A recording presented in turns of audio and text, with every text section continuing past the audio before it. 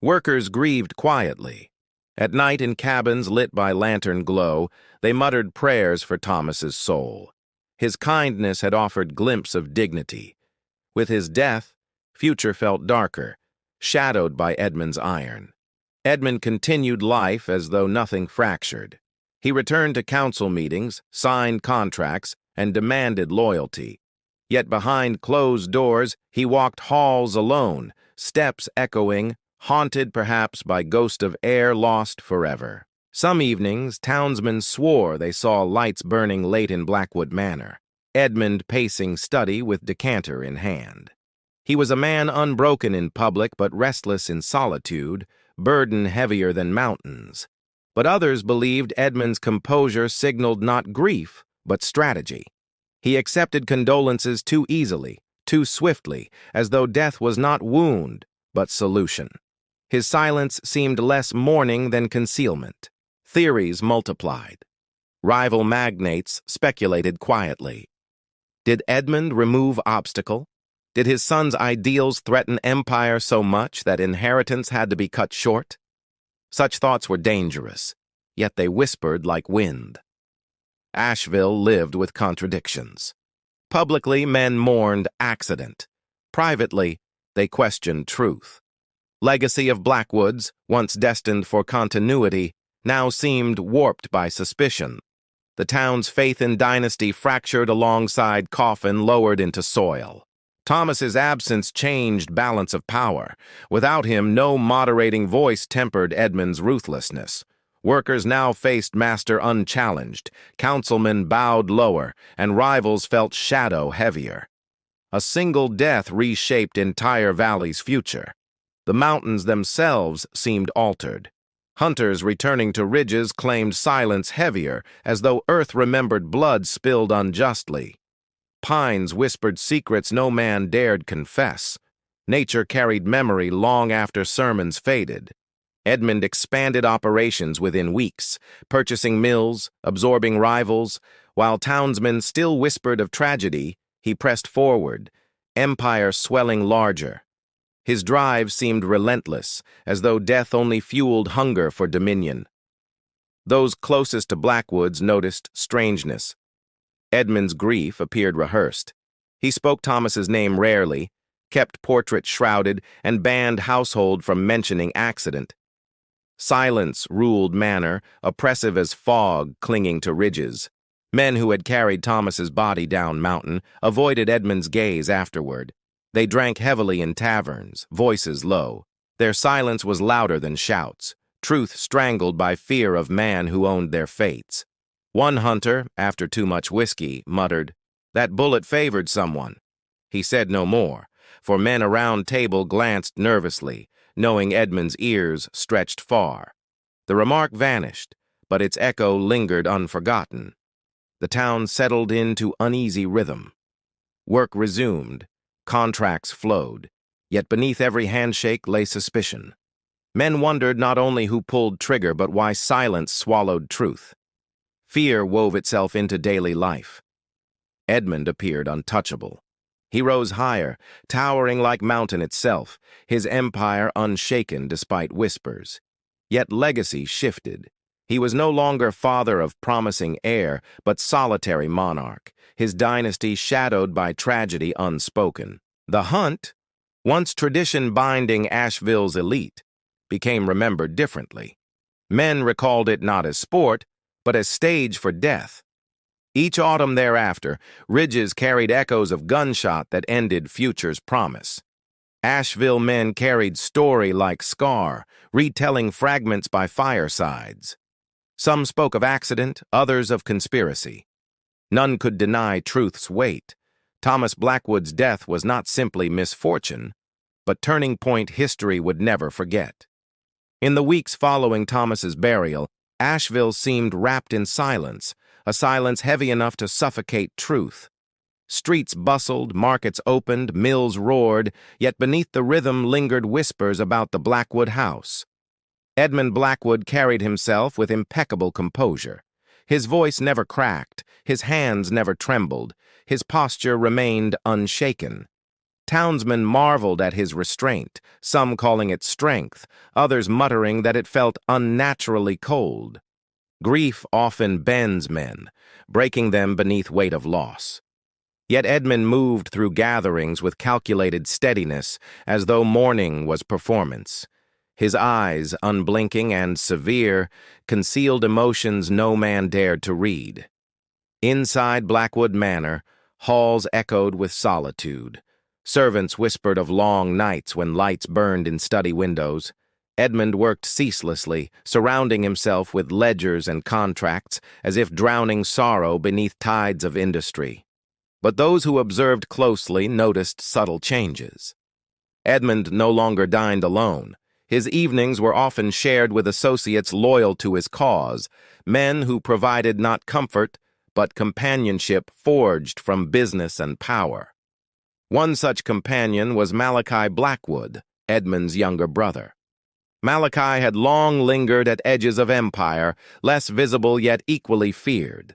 He possessed the blunt force Edmund lacked, a man sharpened into weapon. Malachi moved into Manor temporarily, offering presence under guise of support. Townsmen noted this arrangement curiously. Edmund, who once valued privacy, now allowed constant company, his brother's shadow following him through chambers, parlors, and even dining halls. Together, Edmund and Malachi became inseparable. They spoke in low tones, their conversations stretching late into nights. Servants swore their laughter occasionally echoed, not sorrowful but conspiratorial, as though they shared secrets heavier than grief. Rumors spread across Asheville taverns. Men whispered Edmund found solace not in scripture or solitude, but in his brother's companionship. Some saw loyalty, others suspected union bound by more than blood, something darkly pragmatic. The transformation unsettled townsfolk. Edmund, once solitary monarch, appeared reborn with Malachi beside him.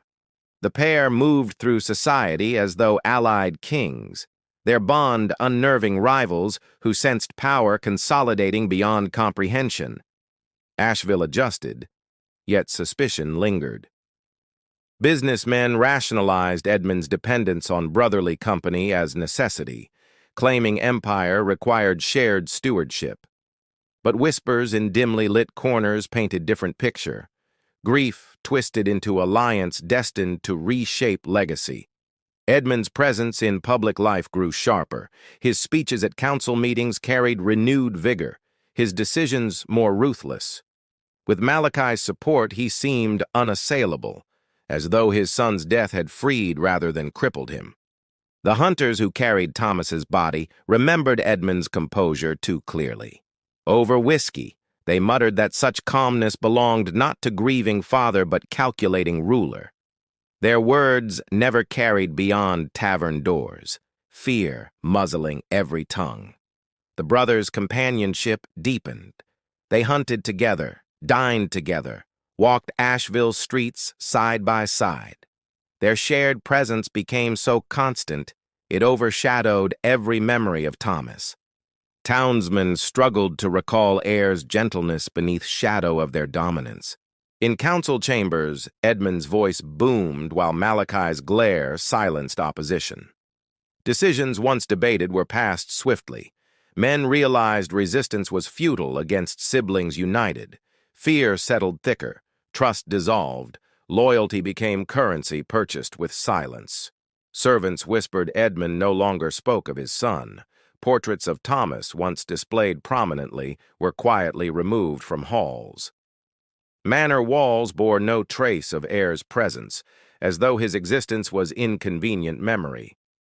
This erasure unsettled Asheville more than tragedy itself. Death could be mourned, but deliberate forgetting carried venom. Men wondered aloud if Thomas's compassion threatened Edmund's vision so deeply that even memory had to be purged. Malachi thrived in newfound prominence. Once an enforcer, he now occupied space beside Edmund, offering counsel. His presence radiated menace, his eyes cold, his voice rough as gravel. Few dared approach him directly without trembling. Together they controlled more than empire. They controlled narrative. Newspapers printed only reverent words, praising Blackwood's strength. Ministers preached loyalty, businessmen followed orders. Asheville's truth bent under their shadow, twisted until tragedy appeared almost righteous. But not every man accepted silence. A few observant townsmen noted inconsistencies. Edmund's reliance on companionship seemed rehearsed, Malachi's rise too sudden, grief too flawless. These suspicions never crossed lips openly, for survival demanded restraint. At gatherings, Edmund leaned heavily on Malachi's presence. They shared glances that suggested understanding beyond words. Rivals saw unity, but skeptics saw dependence, bond forged not from mourning, but from necessity, sharpened by ambition and secrecy. The mountains themselves seemed to echo whispers. Hunters passing ridges where Thomas fell swore winds carried faint laughter, not of joy but cruelty. They believed death had birthed something darker, companionship that reeked of conspiracy. Workers in mills spoke cautiously. They mourned Thomas quietly, yet feared Edmund's wrath. His compassion would never return. Instead, they faced brothers united in iron. Their grief soured into resignation, hope buried alongside their fallen advocate. Edmund expanded empire with renewed fury. Mills doubled production, debts tightened, rivals crumbled. With Malachi enforcing his will, no obstacle remained. The dynasty surged forward, stronger perhaps, but darker, its roots fed by suspicion and silence. Asheville adapted reluctantly. Men nodded respectfully when Edmund passed, tipped hats when Malachi glared. Yet behind closed doors, fathers warned sons. Never speak of that shot. Never mention Thomas. Some truths will bury you alive. Even merchants closest to Blackwood's noticed Edmund's unnatural steadiness. His mourning lacked cracks. No late-night wails, no sudden bursts of sorrow, only perfect control. Too perfect, they whispered, as though grief had been rehearsed like performance. Companionship hardened Edmund rather than softened. His once solitary aura now carried double-edged menace, sharpened by Malachi's presence. Together, they appeared invincible. Yet their alliance smelled less like brotherhood and more like pact forged in shadows. The longer their companionship persisted, the more townsmen forgot tragedy. Human memory bends quickly when fear dictates survival. Thomas became story told quietly at hearths, while Edmund and Malachi dominated every public stage relentlessly. By spring of 1888, Asheville society accepted the brothers as dual pillars. Invitations addressed both, contracts bore both signatures, and power bent around them. The empire's throne, once meant for father and son, now belonged entirely to brothers. But beneath surface, unease festered. Men knew empires built on silence often collapse violently. They sensed companionship was not mere comfort, but strategy. And strategy born from death rarely ends without blood demanding more blood. In taverns, an old hunter muttered, "That bond is cursed. Mountains don't bless men who bury sons and find strength in shadows." His words hung heavy, ignored publicly, but repeated privately like prophecy whispered to firelight. Edmund ignored whispers. His confidence swelled, his speeches bold, his commands sharper. With Malachi at his side, he radiated untouchable power. Yet in quiet moments, alone at desk, his pen trembled, revealing cracks unseen by crowd. Some suspected Edmund feared legacy crumbling, despite outward strength. He had lost heir destined to inherit, replacing him with brother, whose loyalty was bound by blood, but tainted by ambition. Brotherhood was fragile foundation for dynasty. Still, empire pressed onward. Timber shipments increased, iron contracts expanded, wealth ballooned. Men marveled at efficiency, yet they could not ignore darkness behind progress. Power built from companionship forged in tragedy carried curse heavier than mountains. Asheville's silence grew oppressive. Men avoided questions, swallowed doubts, and bowed deeper. To survive was to forget, but forgetting left scars. Shadows thickened around Blackwood name, shadows that stretched further with every passing season. The companionship between Edmund and Malachi redefined legacy. What began as grief transformed into alliance that dominated Asheville. Yet behind their iron facade, destiny sharpened claws, preparing to reveal curse birthed the moment Thomas fell lifeless on Mountain Ridge. The Blackwood Empire, fortified by Edmund and Malachi's relentless grip, spread like wildfire across valleys.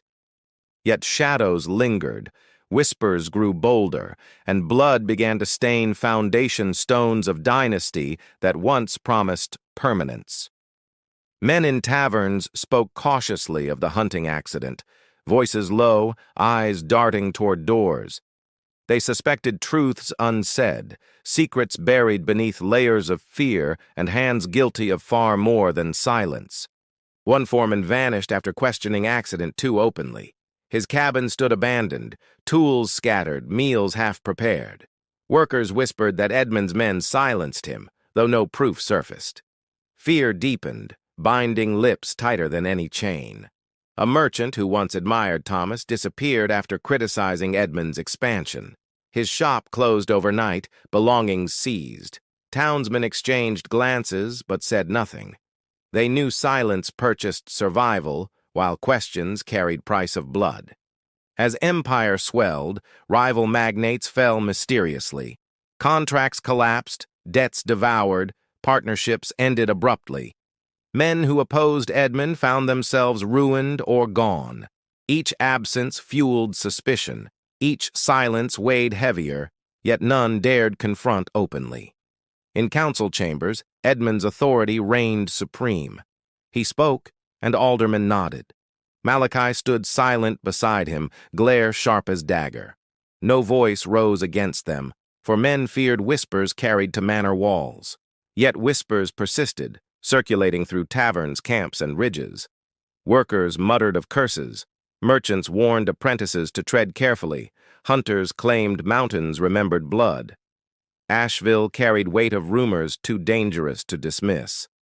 At night, lanterns glowed dim in cabins. Men shared tales in hushed tones, foremen missing, merchants ruined, rivals destroyed. Each story ended with same conclusion. Blackwood power grew darker, its roots nourished by blood spilled unseen. A preacher hinted of sins hidden behind stone walls, warning congregation that mountains never forget. His words, though cloaked in scripture, struck nerves. Within week, his pulpit stood empty, his body buried quietly. This pattern birthed terror. Every outspoken man vanished, leaving survivors more cautious. Whispers grew sharper yet quieter, like blades pressed against throats. Asheville learned lesson well. Truth demanded silence, survival required submission. Malachi thrived within role of enforcer. His presence alone silenced opposition.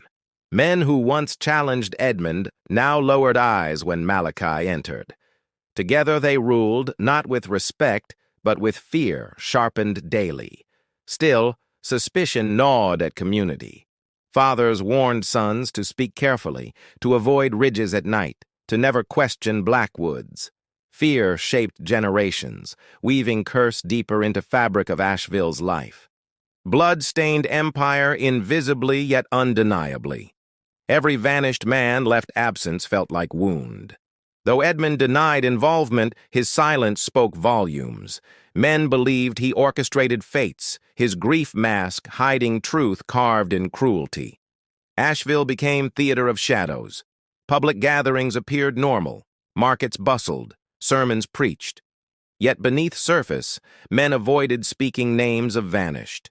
Empty chairs haunted taverns, vacant homes whispered louder than any accusation. The curse whispered louder each season. Storms struck harder. Accidents in mills increased. Debts tightened. Men claimed mountains themselves resisted empire, punishing dynasty forged from ambition and blood.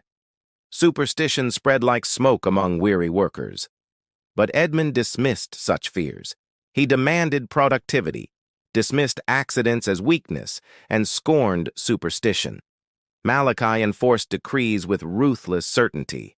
To them, whispers were irrelevant, as long as empire expanded and coffers overflowed. Yet silence does not erase memory.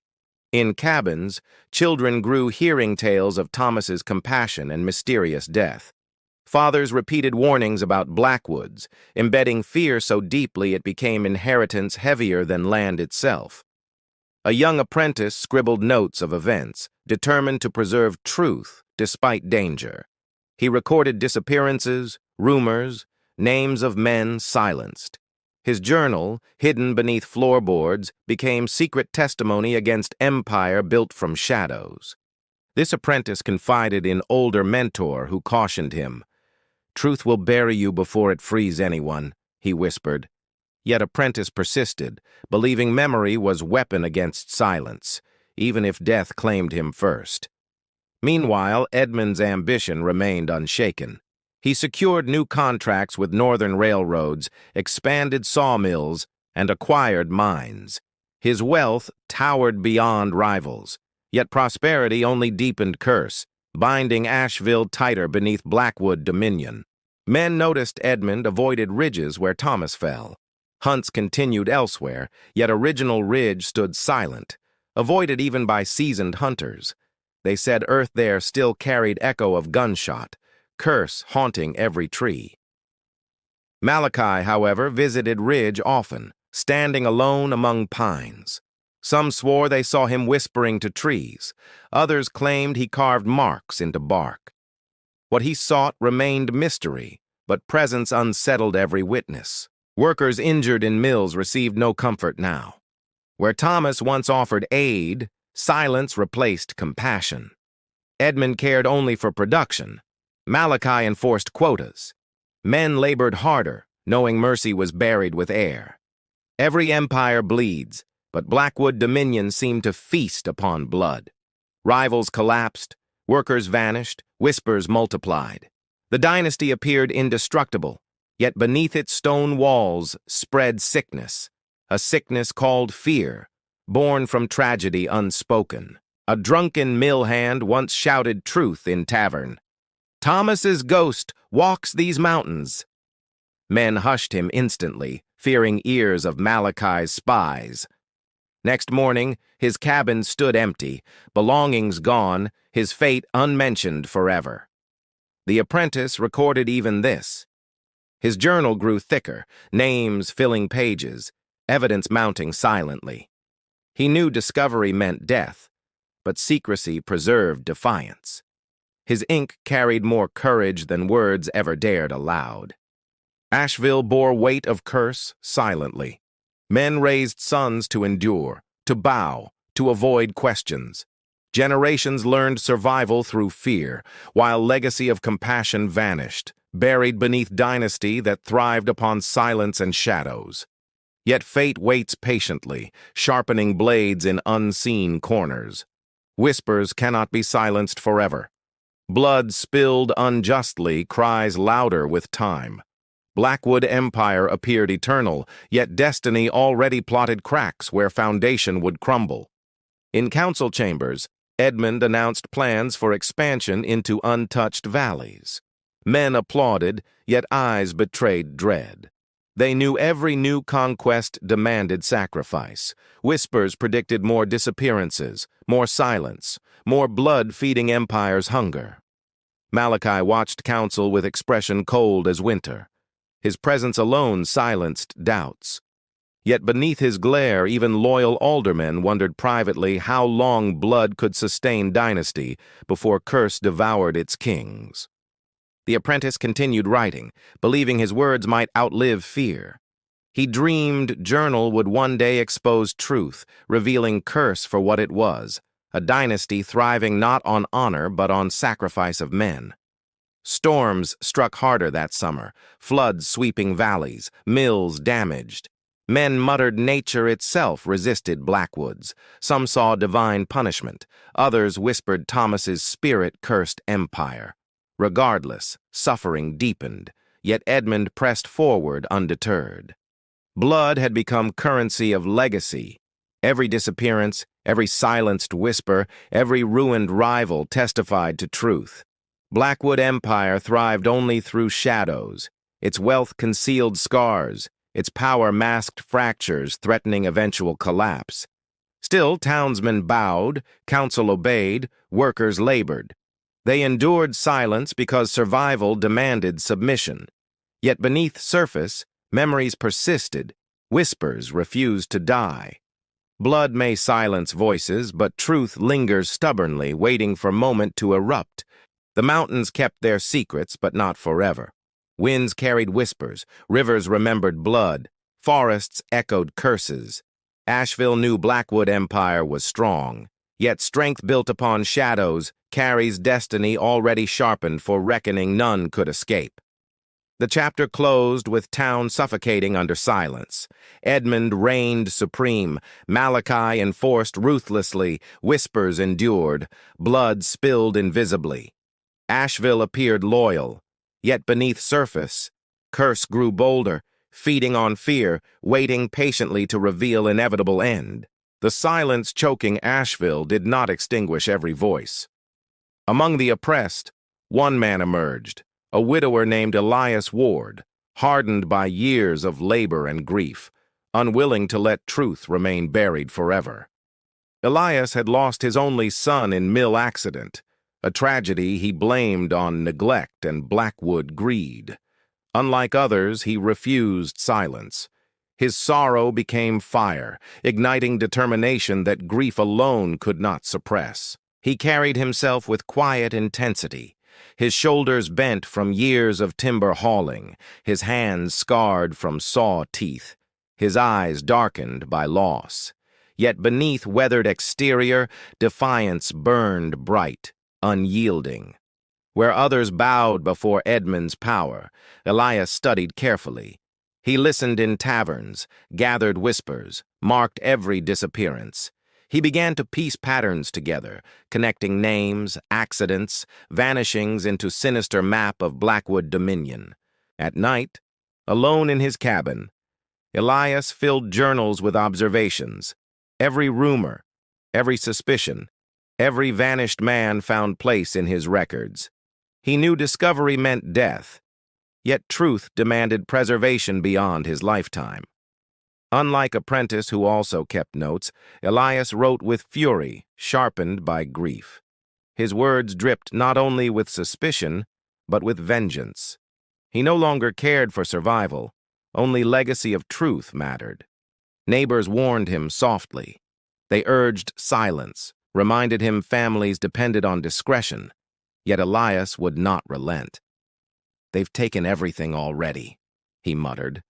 "What more can they steal except breath itself?" His determination unsettled community. His reputation spread quietly. Workers trusted him, sharing fragments they dared not speak elsewhere. Hunters confided sightings near ridges. Merchants whispered details of vanished competitors. Elias became silent collector of stories, custodian of truths others feared. Edmund sensed unrest but dismissed Elias initially. He saw widower as broken man, unworthy of notice. Malachi, however, grew wary. He observed Elias's persistence and warned brother that some men, once robbed, become unpredictable weapons. Elias did not confront openly. Instead, he built alliances in shadows, speaking to workers during late shifts, listening to merchants after markets closed, gathering fragments until his journal grew thick with evidence sharper than blades. Among entries were accounts of Thomas's compassion, preserved through testimony of men he once aided. Elias believed keeping heir's memory alive was crucial. He painted Thomas not as weakness, but as symbol of lost future. This devotion to memory became his resolve. Where Edmund sought erasure, Elias built restoration. His writings ensured Thomas lived through ink, and through memory, future generations would question Dynasty's silence and its bloody ascent. Asheville's taverns grew tense when Elias entered. Some admired his courage, others feared his recklessness. They knew Malachi's eyes watched constantly, yet his presence reminded men that silence, though safe, carried cost heavier than truth. One evening, Elias shared journal entries with trusted blacksmith. The man trembled, warning him secrecy was fragile. Yet Elias replied calmly, "If I fall, these words must rise." He entrusted copies to allies discreetly. Malachi caught whispers of Elias's activities. His anger simmered. He pressed informants for proof, searched for journal, yet Elias moved carefully, hiding pages beneath floorboards, scattering duplicates across loyal friends determined to protect testimony. For every attempt to silence him, Elias grew bolder. He began leaving anonymous notes in taverns, hinting at Blackwood crimes. Men discovered messages beneath mugs, scratched onto walls, fueling whispers that truth was near. Edmund confronted rumors with disdain. He called them lies, spread by bitter men, reminding counsel his wealth proved righteousness. Yet privately, his temper flared. The idea of widowers stirring rebellion unsettled his carefully crafted dominion. The townsfolk observed closely. Some feared Elias brought danger upon them all. Others quietly celebrated his defiance. For first time since Thomas's death, Asheville felt flicker of resistance, fragile yet undeniable, carried on widowers' shoulders. Elias walked streets without fear, though every glance carried risk. He knew Malachi's gaze followed, yet he pressed onward. His grief shielded him. His son's absence made threats meaningless compared to emptiness already endured. Each season, his resolve deepened. He expanded journal with testimonies, marking patterns of disappearances, detailing financial corruption, noting unnatural silence. He transformed grief into archive, ensuring memory resisted erasure despite Dynasty's relentless shadow. Malachi plotted quietly. He instructed men to search Elias's cabin, but widower anticipated intrusion. Journal remained hidden, copies dispersed. Every failed attempt frustrated Malachi, convincing him truth lingered dangerously close to exposure. The community grew restless. Workers whispered of Elias's bravery, apprentices repeated his words, hunters carried tales to valleys. His name spread like ember carried by wind, fragile yet capable of sparking fire beneath oppressive silence. Still, Elias remained solitary. He refused leadership, insisting truth mattered more than rebellion. "I am no savior," he muttered, "only witness." Yet witnesses, when persistent, become threats more dangerous than armies armed with steel. In manor halls, Edmund dismissed him publicly but feared him privately. He understood empire depended on silence. One voice of defiance, if left unchecked, could unravel decades of intimidation and carefully built illusions of control. Elias faced intimidation. Strangers appeared outside cabin, watching silently. Threats carved into door warned him to desist. Yet he only sharpened quill further, writing late into night, each stroke defiance, each page declaration of resistance. His journals became scripture of opposition. Pages chronicled cruelty, preserved compassion of Thomas, recorded vanishings of men whose names would otherwise fade. Through ink, Elias restored humanity stripped away by empire's relentless hunger. The widower's resolve shook Asheville subtly. Men who once bowed lower began meeting his eyes. Whispers carried further. Workers grew bolder. Apprentices listened intently. Fear still ruled, yet hope resurfaced, like seed pushing through stone. Malachi urged decisive action. He believed one disappearance could extinguish spark. Yet Edmund hesitated. He feared martyrdom more than resistance. Killing Elias risked fueling legend. Thus, widower survived longer than many expected, a thorn unplucked. Tension thickened. Taverns buzzed with speculation. Council meetings quivered beneath unspoken accusations. Markets felt uneasy. Asheville balanced on edge, silence cracking. Elias's resolve turned grief into weapon, reshaping destiny Blackwoods had tried so desperately to control. In private, Elias wrote words for future generations. Truth cannot be buried forever. Shadows may hide it, fear may silence it, but memory is eternal. One day this curse will consume its makers. His defiance became legacy before death even claimed him. Men quoted his words, repeated his warnings, carried his stories. He transformed from grieving widower into voice of remembrance, ensuring Thomas's compassion outlived Dynasty's cruelty. The Blackwood Empire pressed forward ruthlessly, yet cracks widened. Elias's presence haunted Edmund's nights. He knew no wealth could erase witness determined to preserve truth. His silence grew heavier, his empire darker, his throne unsteady. Asheville watched silently, waiting for inevitable collision. A widower's resolve stood against Dynasty's might, grief sharpening defiance sharper than steel. Shadows thickened, whispers deepened, blood threatened again. Curse of Blackwoods crept closer to revelation none could escape. The Blackwood Empire appeared unbreakable, its grip tightening across Asheville, yet beneath surface cracks spread like veins of rot through timber.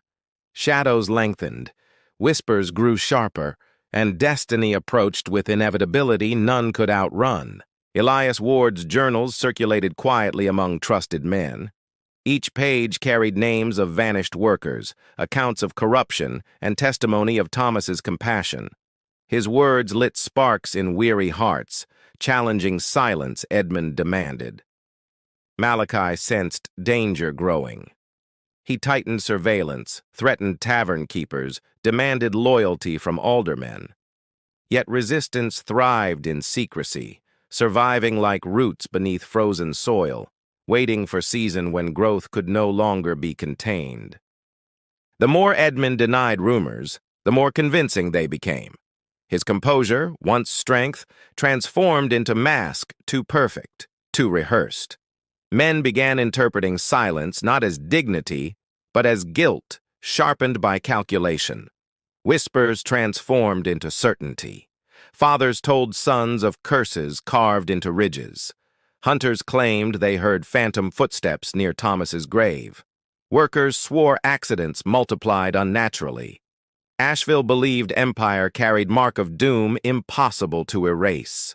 Council meetings grew tense. Edmund's voice still commanded, Malachi's glare still silenced, yet eyes betrayed unease. Even loyal aldermen questioned quietly whether Dynasty could withstand curse fed by blood, silence, and defiance unyielding as mountains. Storms hammered valleys, floods destroyed lumber shipments, fires broke out in mills. Superstition spread. Nature itself turned against Dynasty. Men muttered Thomas's spirit demanded justice. Even skeptics began sensing empire unraveling beneath weight of unseen forces. Elias wrote furiously, documenting disasters alongside disappearances. His journal became prophecy, recording each calamity as evidence of curse's tightening hold. He believed future generations would see not coincidence, but judgment written in ink and blood. Meanwhile, Edmund aged visibly. His face, once stern, grew lined. His posture stiffened. His eyes lost luster. Power remained, yet weariness haunted him. Malachi's dominance grew, his shadow eclipsing brothers' weakening authority. Some claimed curse consumed Edmund slowly, draining him as penance for sins. Others believed Malachi maneuvered deliberately, seizing power inch by inch. Either way, empire shifted, losing balance, its throne splitting beneath weight of ambition. Workers struck quietly, refusing quotas. Merchants delayed payments. Hunters avoided Blackwood lands. Resistance did not roar. It bled slowly, weakening empire with cuts invisible to council, but powerful enough to spread doubt through community. Malachi responded violently. Men suspected of defiance disappeared, bodies rumored to lie buried in forgotten quarries. His cruelty outshone Edmund's. Yet every act of blood deepened conviction that Dynasty faced punishment larger than any mortal rebellion. Elias's name spread further, his journals duplicated secretly. Apprentices copied passages, passing them across counties. His testimony became wildfire. Even men outside Asheville whispered of cursed dynasty, of heir murdered, of empire feeding on silence. Edmund could not contain erosion. His speeches rang hollow, his decrees met quiet defiance. Wealth remained, but respect evaporated. Power ruled by fear alone, and fear, once cracked, collapses faster than stone beneath storm. Rival magnates, once cowed by Blackwoods, now circled like vultures. They sensed weakness, waiting for moment empire stumbled. Alliances shifted, debts renegotiated, promises broken. Blackwood dominance, though still vast, no longer commanded same invincible aura. Malachi grew paranoid. He accused aldermen of betrayal, demanded oaths, punished imagined conspiracies. His rage frightened even loyal men. Whispers claimed curse twisted his mind, turning suspicion into madness, ambition into poison. The ridge where Thomas died became pilgrimage site. Workers left stones, hunters carved marks, apprentices whispered prayers. It became symbol of resistance, silent reminder of truth Edmund tried erasing. The mountains themselves seemed to remember. Edmund avoided Ridge obsessively. Malachi visited often, pacing as though haunted. Witnesses claimed they heard him muttering, arguing with shadows, as if ghost of nephew tormented him. Stories spread quickly, fueling belief curse manifested physically.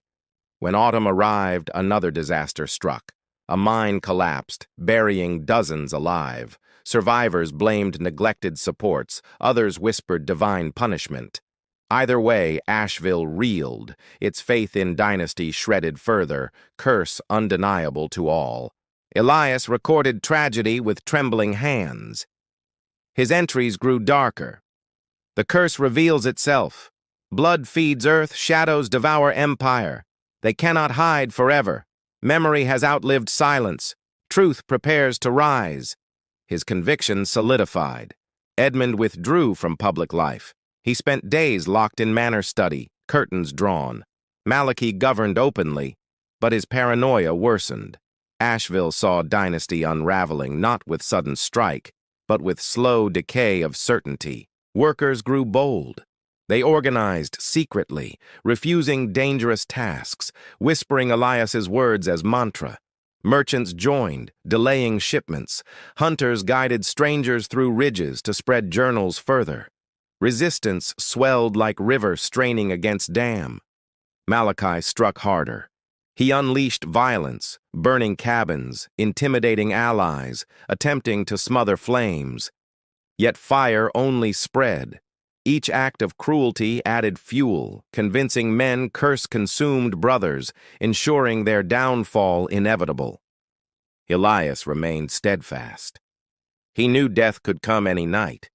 Yet he continued writing, continued sharing. His journals became lifeblood of resistance, threads binding community together, carrying truth where fear once silenced every voice. Winter fell, harsh and unrelenting. Supplies dwindled, mills slowed, sickness spread. Townsmen whispered Blackwood wealth could not shield them from curse's wrath. Even loyal aldermen questioned quietly whether empire's time had ended, whether shadow finally devoured kings. Edmund's health declined sharply. Some claimed grief finally pierced armor. Others believed curse drained him. He rarely appeared, his voice absent from counsel. Malachi raged louder, desperate to project strength, yet his madness betrayed weakness. Rumors claimed Edmund confessed privately, whispering sins into darkness, seeking forgiveness from spirit of Thomas. Whether true or not, tales spread quickly, convincing townsmen that even patriarch admitted guilt, acknowledging weight of curse undeniable. Then Elias vanished. His cabin burned, ashes smoldering, journals gone. Malachi declared accident, yet townsmen did not believe. They whispered Blackwood's silenced last witness. but copies survived, hidden across county, ensuring truth endured beyond fire. His disappearance transformed him into martyr. Resistance grew fiercer, whispers louder, defiance bolder. Elias's words carried strength beyond his life, echoing through cabins, taverns, and valleys. Memory became weapon sharper than steel, curse's hand heavier. By spring, Blackwood Empire fractured. Contracts collapsed, rivals seized lands, workers deserted mills. Asheville shifted, power scattering like leaves before storm. Curse unveiled itself fully, not through supernatural strike, but through unraveling woven from blood and silence. Edmund died quietly, body failing, spirit hollow. Some mourned, others cursed his name. Malachi inherited remnants, yet paranoia consumed him. His reign burned fast, collapsing beneath enemies and madness. Dynasty shattered, leaving ruins haunted by whispers. Generations remembered story not as history, but legend. They spoke of curse birthed from ambition, of son silenced, of widower who preserved truth. Blackwood Empire became cautionary tale told by firelight across ridges. Mountains stood unchanged, indifferent yet eternal witnesses. Pines whispered, rivers carried memory, storms repeated echoes. Legacy of Blackwoods faded into dust, but curse endured in every whisper, reminding men that power built on blood cannot escape reckoning. Asheville healed slowly, rebuilding from shadows. Workers found dignity, merchants recovered independence, apprentices carried Elias's words forward. Yet every man remembered truth. Curses are not born from spirits, but from ambition that devours its own blood. Thus ended Blackwood Dynasty, not with triumph, not with legacy, but with curse unveiled. Memory outlived power, whispers outlasted silence, blood demanded account, and mountains, eternal and watchful, ensured their story remained forever carved into history. Picture this: the year is 1887. In the shadow of the Appalachian Mountains, a young heir sets off on a crisp autumn morning, rifle in hand, his future as bright as the sunrise breaking over Asheville. By nightfall, his lifeless body is carried down the ridge, chest torn open by a single shot. The town calls it an accident. But accidents don't happen like this. Not in a place where every silence hides a secret, and every shadow serves someone's ambition. At the center of it all stands Edmund Blackwood, industrialist, patriarch, king in everything but name. His wealth was forged from timber and iron, his will from stone. His son, Thomas, was meant to inherit it all. But Thomas was different. Soft where his father was hard, fair where his father was ruthless. Some whispered he might change the Blackwood name forever. Instead, his death became the opening note of a curse that would twist bloodlines, fortunes, and fate itself. And it all began with one man's desire. Before we unravel this dark saga, make sure you hit like if you love hidden histories, subscribe for more untold stories, and share this video with someone who enjoys a good mystery rooted in real events. Every click helps us keep uncovering the forgotten tales others prefer to leave buried. The Appalachian ridges rose like jagged guardians over Asheville, their dark forests cloaking more secrets than sermons could ever confess. In these valleys, wealth was measured not in coin alone, but in timber, iron, and unyielding dominance. Edmund Blackwood understood dominance better than any man of his generation. He was a towering figure with calloused hands that rarely touched tools anymore, yet his empire was built from the sweat of rough laborers carving forests into fortune. From the moment Edmund inherited his father's modest mill, he bent ambition like iron beneath a hammer. He expanded relentlessly, swallowing smaller mills, buying land, and forcing rivals into submission with contracts forged in both ink and intimidation. Men whispered that he could break a merchant with a single word or ensure a judge's ruling before trial began. His reach was not only financial but spiritual. His presence in Asheville felt like scripture etched into stone. By the mid-1880s, Edmund's power stretched across counties. Timber crews worked sunup to sundown, trains loaded with his lumber rattled toward cities, and iron shipments bore his name. Every nail driven in the region seemed tied to his will. Despite his empire's brutal rise, Edmund knew legacy mattered more than victories. His eyes, steely and calculating, often drifted toward his only son, Thomas.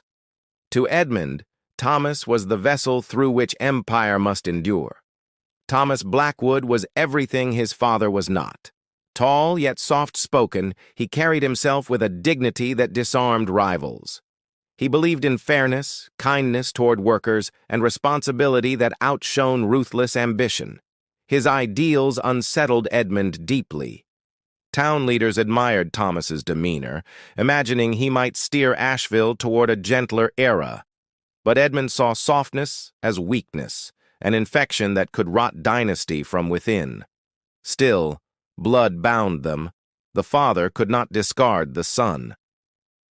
At Blackwood Manor, a fortress of brick and stone overlooking the valley, their differences echoed through every corridor.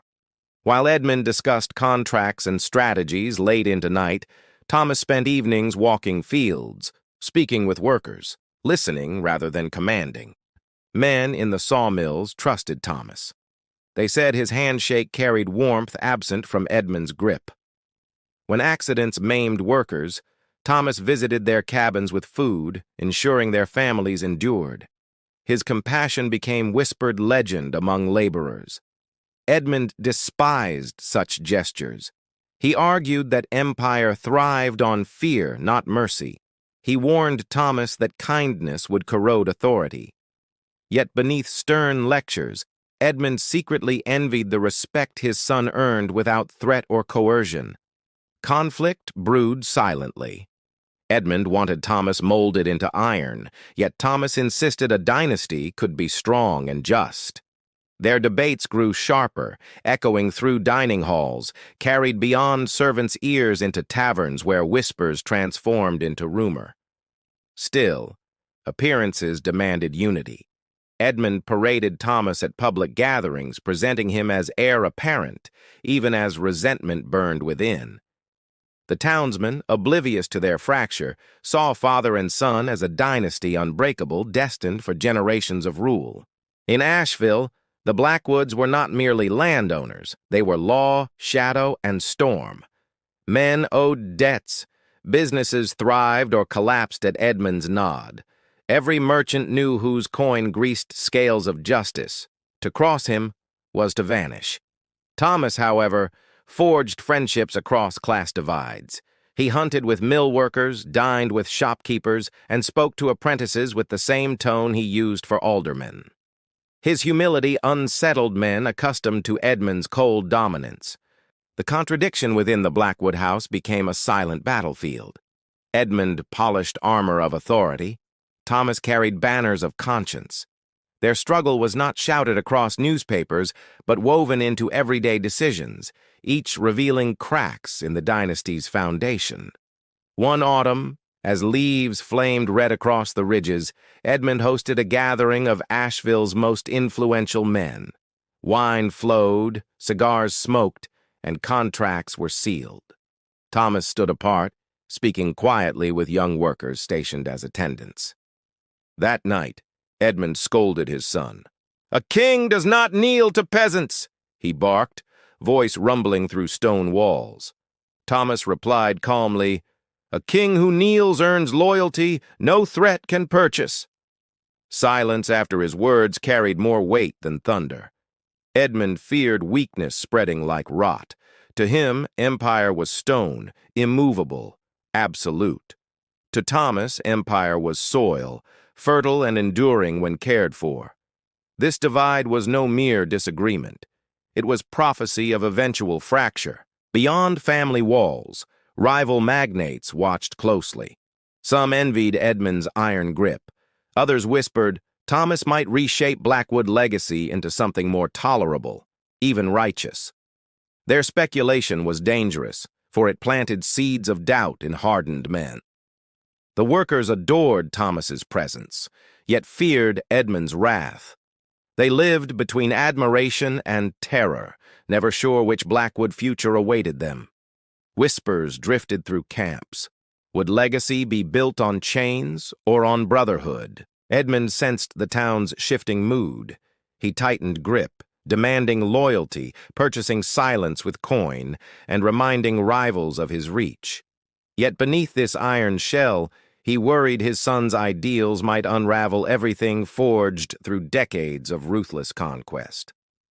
Thomas, unbothered by fear, continued his quiet mission. He organized meetings with foremen, insisting on safer conditions, shorter hours, and dignity for men risking their lives. To him, progress was inevitable, and fairness was not weakness, but strength. Edmund countered with threats, dissolving reforms, firing men who spoke too boldly under Thomas's encouragement. Still, admiration for the younger Blackwood grew like wildfire. In taverns and churches, men whispered that Thomas might lead them toward gentler dawn. Every empire carries its curse, often hidden within the very blood that sustains it. For the Blackwoods, the curse was this conflict between father and son, between ambition carved from stone and compassion nurtured like fragile sapling. In winter of 1886, Edmund purchased yet more land, expanding holdings into untouched ridges. While surveying territory, Thomas walked among crews, speaking of balance, not conquest. His words struck foremen like sparks, ideas Edmund considered dangerous, subversive, even traitorous. Back in Asheville, the tension spread. Merchants speculated privately. Would Edmund crush his son's gentleness, or would Thomas inherit and transform the empire? Each scenario carried peril, and men waited like gamblers at a crooked table. Thomas never raised his voice against his father, but defiance glimmered in his silence, in choices that honored men beneath him rather than protecting profit above. His quiet resistance became louder than speeches, echoing through Asheville's gossip-ridden parlors. Edmund recognized rebellion not in shouts but in gestures.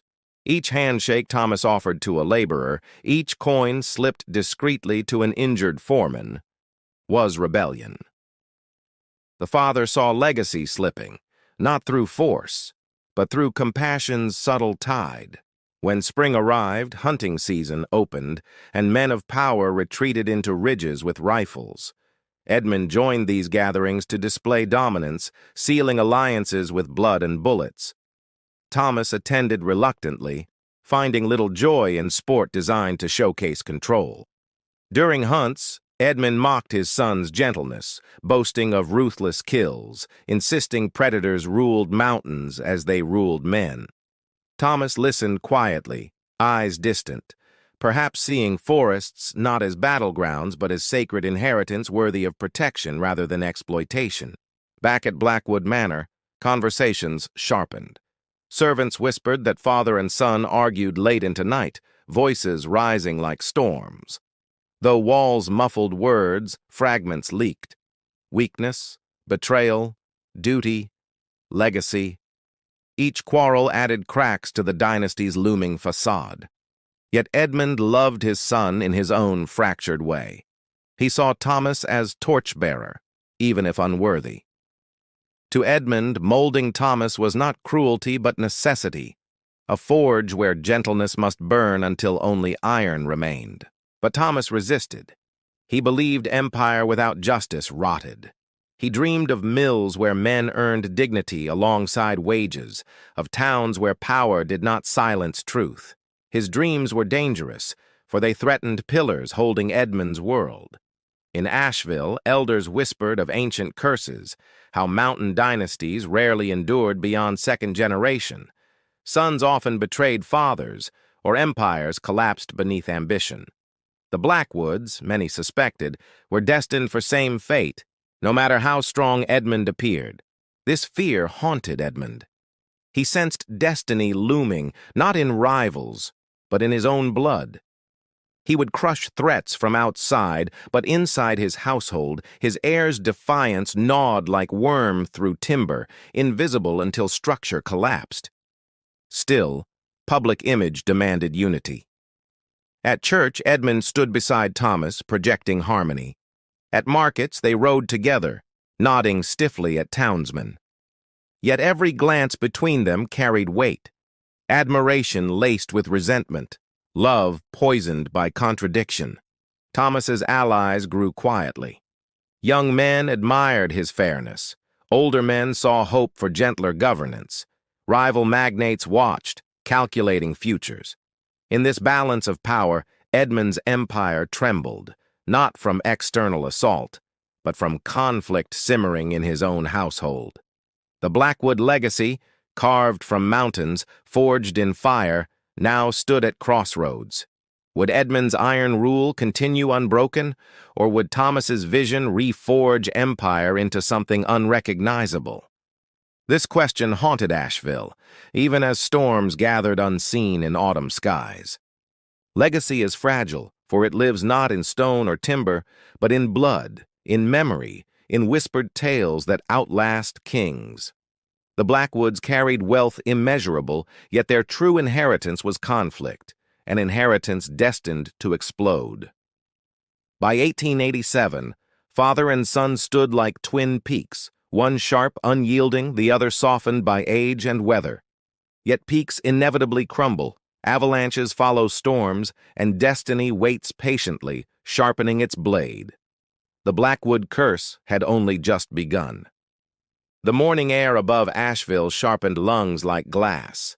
Men gathered rifles and packs, preparing for the annual hunt, a ritual as much about power as about deer.